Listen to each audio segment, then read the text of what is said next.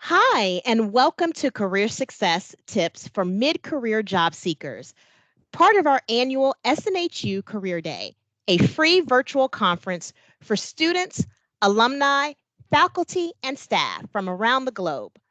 My name is Dr. Cecilia Jackson, your host for this session. At SNHU, creating an inclusive and accessible learning environment is a priority. Your experience is crucial, and if you require accommodations, here are the appropriate contacts. For our online students, email oac@snhu.edu or call 866-305-9430.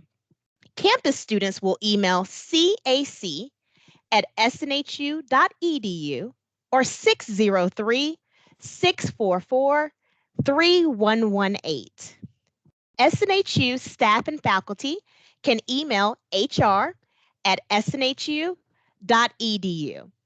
Thank you so much for joining us for this presentation. Now let's learn a little bit more about our presenter to get started. We have Rich Grant, who is a business career advisor and certified resume writer based in Southern Maine. Annie has been a part of SNHU Career Services team since July 2014. He began his career at LL Bean, working in customer service, merchandising, and analytical positions, and transitioned to higher education in 2004 as an academic director at the University of Maine. Rich also worked at Thomas College in Maine in career services. During two career transitions, Rich worked as a freelance writer and editor. He earned his master's and bachelor's degrees in business from the University of Southern Maine in Portland. And now what we're going to do is we're going to turn it over to Rich. Thank you so much, Rich. Well, thank you, Dr. Jackson, and thanks to all of you watching this presentation. So the focus of our presentation is on mid-career job seekers, but the tips and techniques can really apply to anyone looking to make a career transition. So we're going to start out with a quick snapshot of job search success in general terms, followed by stories from some of my coworkers in career services who have made successful career transitions in their 40s, 50s, and 60s. So employers consider several factors when making hiring decisions. Those are outlined in the first four bullet points. So employers try to determine if you're the right person for the job based on experience, skills, attributes, and meeting the minimum expectations or requirements, including your degree. Now, the final bullet point about having a strong network is a really critical factor. And through the examples we're going to share with you today, you'll hear a consistent theme about how important it is to connect with people and build relationships. So for job seekers in their 40s and older, it can be really challenging to find a new job, and then even more difficult for those older job seekers to enter a brand new career field. So one issue I hear about often is having to start in a new industry or job type at a lower salary. It certainly can be a tough personal decision about whether that makes sense for you. Now, a lot of things that occur in a job search are out of our control. So employers might make assumptions about older job seekers, screen people out based on age perceptions, including things like being overqualified, which not sure why that's a problem, but that does happen. So the stories that you're going to hear from us today, it's going to touch upon some of these issues, and you're going to gain some insights about how we as mid-career and older career, I guess, job seekers did our best to overcome these obstacles in our 40s, 50s, and 60s. This graphic is from Richard Bowles, who wrote What Color is Your Parachute? And he points out the challenge that job seekers face when attempting a career change into a totally different industry and job type. And that's as seen by the difficult path arrow in the middle. So Bowles suggests to make a career change in two steps, indicated by the black arrows and the white arrows. So with the first career move, stay with either the same job type or the same industry. Now, an important point is that it's not impossible to navigate this difficult path. In fact, I did so. I'll give you an example of my situation in a few minutes. But also, I wanted to introduce Larry. So, an example of the feasible path that you saw in that diagram is what I would say would be Larry's situation. So, I asked Larry when we talked if he thought he would have been hired directly into career services, and he told me probably not. And that has nothing to do with Larry's capabilities or potential or anything really. But as Richard Bowles would have said, it would be a difficult path. So Larry has an extensive background in financial services, and when he transitioned into higher education, he came to SNHU in a position that made sense with that background. So I'm going to turn it over to Larry now and talk about his experiences with navigating his higher education career through perseverance, connecting with people, knowing what the pain points are, and most importantly, how to solve them. So go ahead and take it away, Larry. Thank you very much. Thanks, Rich. So I came to Southern New Hampshire University at the age of 62. And I got here because after spending 30 plus years in the financial industry, I was trying to figure out what was next. So I took a job as a personal trainer and an assistant manager at a gym. And in that work there, I got to know a girl by the name of Caitlin very, very well. She used to take my small group exercise classes. We knew each other very well. We became good friends. She worked here in the financial aid area, and at one time when I was working there, my daughter was in college, and I was having some issues with her financial aid. So I would continue to ask Caitlin question after question after question about how to fix the problems that I had. And one day she fixed all of my problems and said, "By the way, we're hiring in financial aid at Southern New Hampshire University. I think you'd do very well. Let me know if you apply, and I'll go talk to the director." So I told her I did apply. She went and talked to the director, Tim. He pulled my resume out of the pile and called me in for an interview, and I got the job as a financial aid representative. Now, as I was working in financial aid and talking to our students, I discovered that a lot of our students were in their 40s, 50s, and 60s, again, just like I did, trying to change their careers. I started doing some research to find out that the older you get, the longer it takes to transition to get that new job. So I recognized that we had a problem. So at an offsite event, I met one of the team leads for career services and got to know her very, very well. And I started coming upstairs into the career department every week and introducing myself to a new career advisor and sitting with them and job shadowing or doing informational interviews. So I was getting to know everybody in the career department. But my pitch to Angelica, the team lead, was, we have a problem here. We sell the dream. We sell the dream that all our students have to do is get that diploma and all these doors are going to open for them. I said, that's not true once you top the age of 50. We have a problem. I intend on fixing it. I'd like you to hire me so I could fix it in the career department, but I'm going to help you fix it even if you don't hire me. Well, lucky for me, they hired me.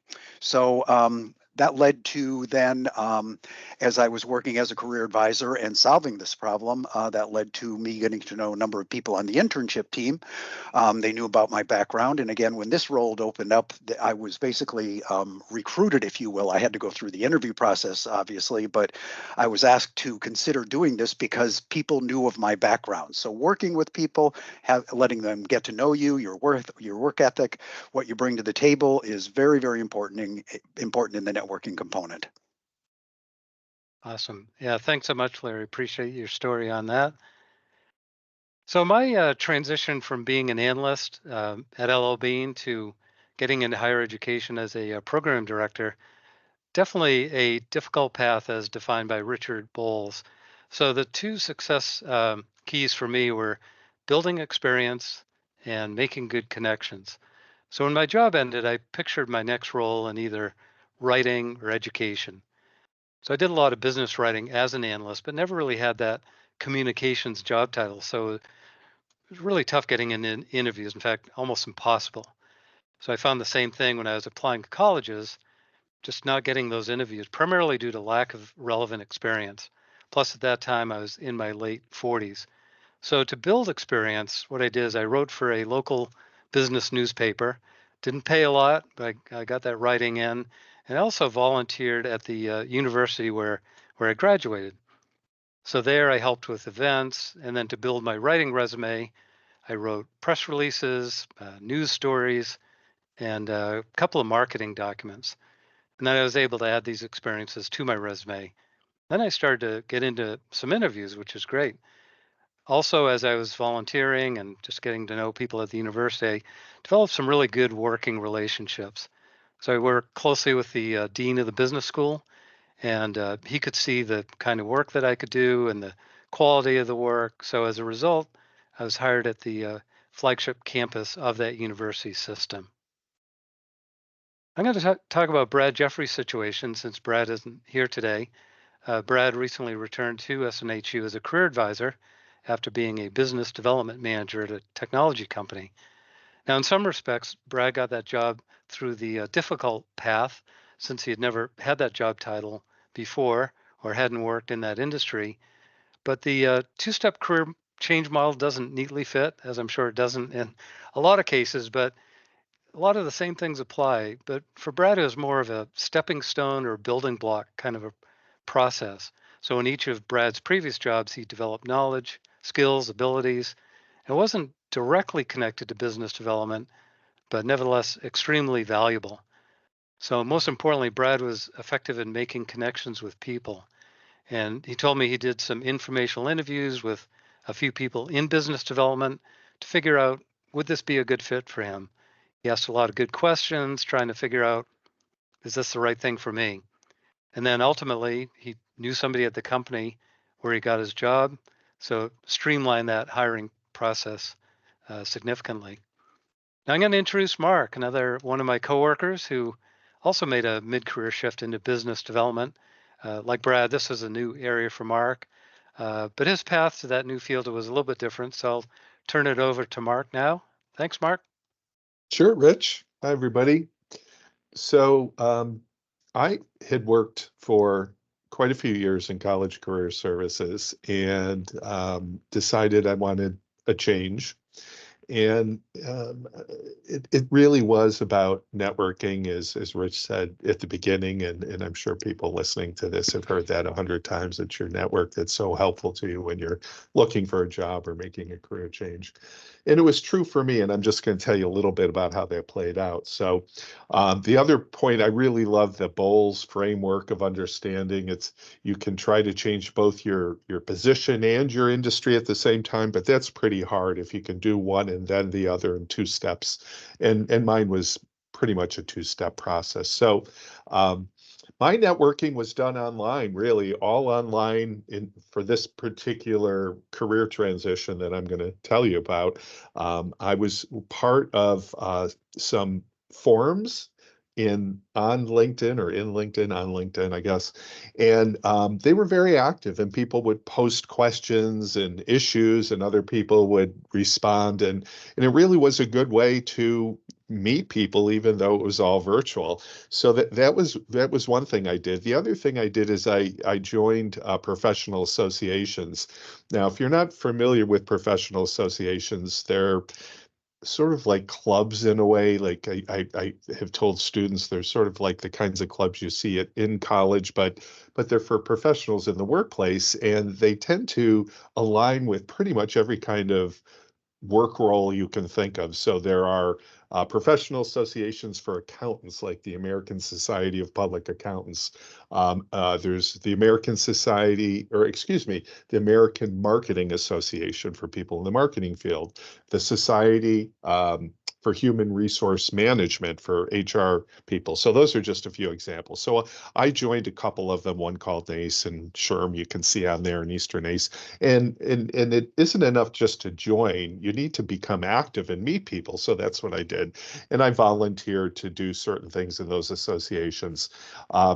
Tangentially, I was also very interested in the work I was doing and how technology could help students prepare for careers. So I worked on a project, something I didn't have to do for my job, but something I was very interested in. And that really helped me getting some visibility in the professional associations. So they kind of tied in a little bit, and that was helpful. So what I ended up doing is making a career change from higher education to software sales, and I moved to the supplier side of the industry I was in. So I moved to a software company that provided software to a higher education, and I had gotten to know the company a little bit through being a customer of theirs, and then also they saw what I was doing in these associations and thought highly of me, so they actually reached out and asked me if I'd interview for the position. So that's how I made my transition, and I did it in my mid 50s. So not the easiest time to do it, but it is doable. But it does take a little bit of strategy, a little bit of work. So that's my story. Oh, I'm sorry. I guess I'm going to No, hand it over to Beth now. no, Beth? that's all right. Yeah, thanks so much, Mark. Take it Sure. away, Beth. All right, thank you all. I think you're starting to hear a theme of networking and the important role that it plays in, I think, every aspect of your career journey. For myself, early on in my career, I didn't have any alignment to an industry, but I was a very client service focused um, professional. And I had been working for a large computer company that in a contract role. And they were no longer going to be extending my contract. And so I ended up utilizing my networking. Somebody had left that role and went to a finance company. And I had reached out to her and said, "Hey, do they have any other openings? I'm not a finance girl, I'm not a mutual fund girl." Was the company. And she said, "Yeah, absolutely." So they were able to hire me on. And this goes to the fact that your soft skills are transferable. So even though it went from computer company and now I'm working at a large finance company, they taught me the product that I needed to know. They taught me the systems that I needed to know. But I had the communication and interpersonal skills, which made that transition a little bit easier. So it was through that networking that I was then able to move into this company. And even though I was looking to get out of customer service and client relations, it was still a good opportunity for me. And while I was in that role, I ended up networking throughout the company and engaging with management administrative roles and getting involved within the company. There were a lot of community engagement roles, and I was working with the HR team for employee engagement projects because I really wanted HR.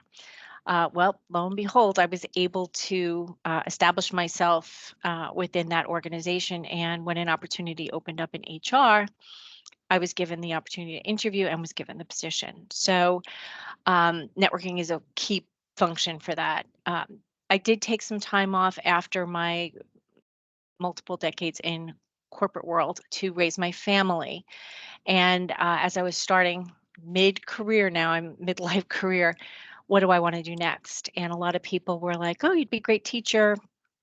I knew I didn't want to do that role, but school counselor was something that interested me. So I did some networking again. I was able to go out into my own town and education system and start talking to the school counselors, to the principals. What do you have to do? Would you hire someone like myself? I'm not fresh out of school, you know? And so it was through that I was able to gain that information of, yeah, they would hire me with my life experience.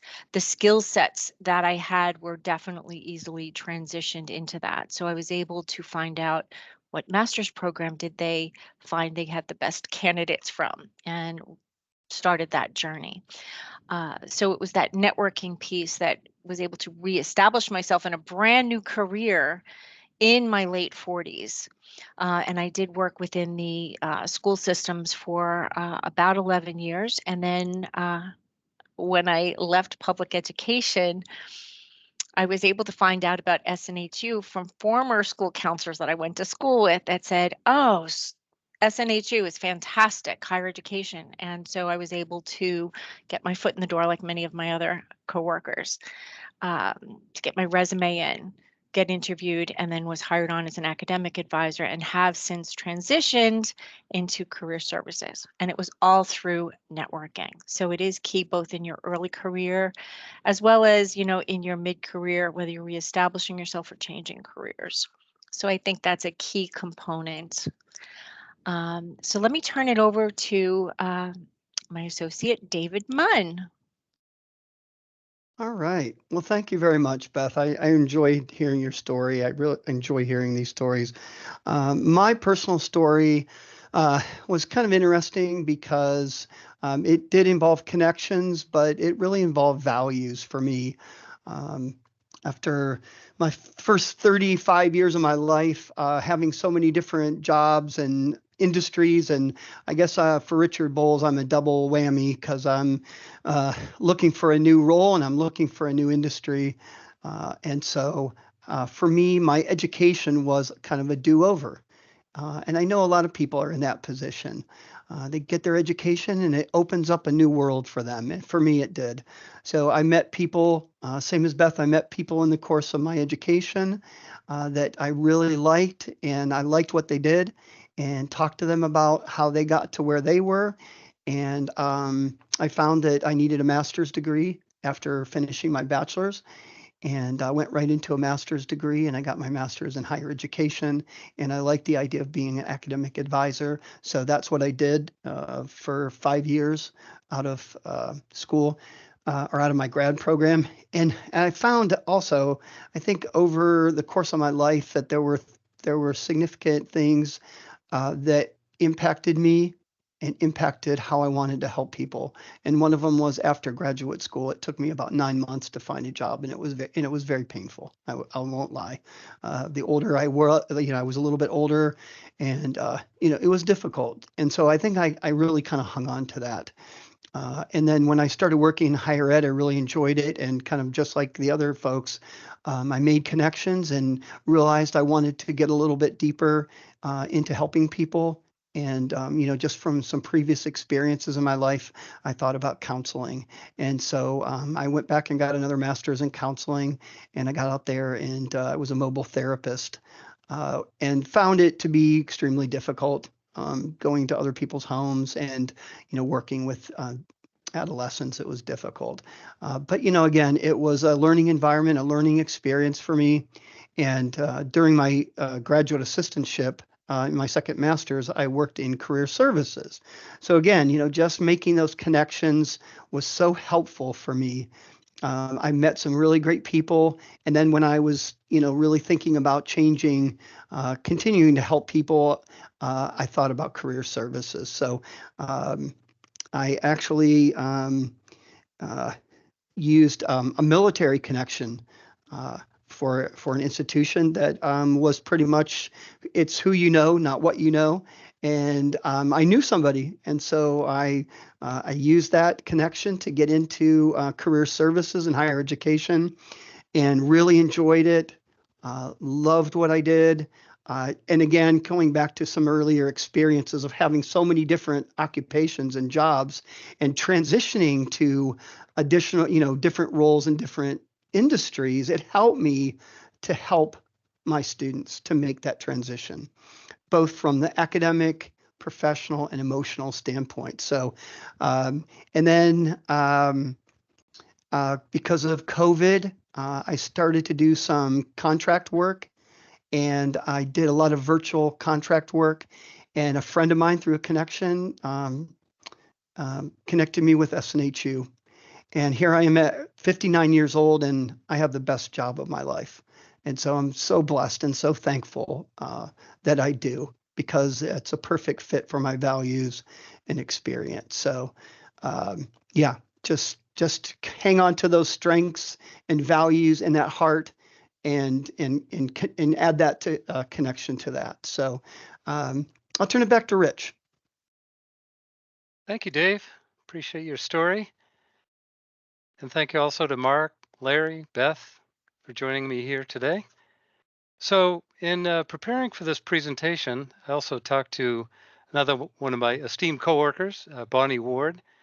Bonnie had some really incredible insights about successful career transitions. So I'm going to turn it over to Bonnie. She'll share a little bit of her experience with connecting with people, and then she will wrap things up. So turning it over now to Bonnie. Thank you, Rich. These real life stories have such valuable takeaways. They really do. And in my experiences, Rich asked me to pull it out. And I think the most impactful ingredient for me that enabled me to transition to several new careers were my connections. So the first is really connecting with friends and family and coworkers and former coworkers. I just real quick story. I had a dinner with a former coworker whose son was an SNHU, and he really enjoyed what he did. And we would talk about that during different times that we would meet. And finally, I said, you know what? I'm interested in kind of exploring some new things. So we talked about the upsides, the downsides of the position, and I ended up speaking with him and then applying for the job. And I did use him as a reference, and I got hired. So that I was age 60 at that time. So people say to me, I'm old, I'm 45. I'm like, no, I did it at age 60. So there's hope. Second is connecting with people in your community. I had joined and have still joined a couple of organizations within my town, and I go to events in my town, and I'm able to connect with some very interesting people. One person was a local business leader, and I was curious about the field that he was in. And I asked him if we could meet to learn more. And he said, sure, that's great. Let's do, I'll give you a call. And I said, no, I'd really like to meet in person at your facility. So I quickly prepared a copy of a resume and I brought it with me just in case. And it took us a couple of months before we got this appointment nailed down on a schedule. But we did end up meeting. We had a second meeting where he offered me a job. So the first meeting after that, I had written him a thank you card, and that really made an impact on him. Something so simple like that really did kind of cinch the deal. So third is connecting with people in your desired career field. I was interested in a specific job in the medical field. And during an appointment with my doctor, a regular doctor's appointment, I just happened to ask, how would you enter into that? Tell me a little bit about it. And at the end of the appointment, she explained that they were going to be opening another office in several months and they would be needing additional staff. And she then asked for my phone number and said she would be in touch. So you just never know. So as career advisors, we sometimes hear, but I don't know anyone. And I think we know that isn't true. So you just learn that through all these stories. And you can start by having informational conversations with family, friends, and we've talked about neighbors and anyone in your local community. So just be curious, find out what it is that they do. What do they enjoy about their job? How did they get started? And then tell them what you're interested in doing. So people know people who know people. All right. So I really, really encourage you and challenge you to step out and within the next, 5, 10, max 15 days, try a different type of connecting that you heard today than you've ever done and make a plan and take a step.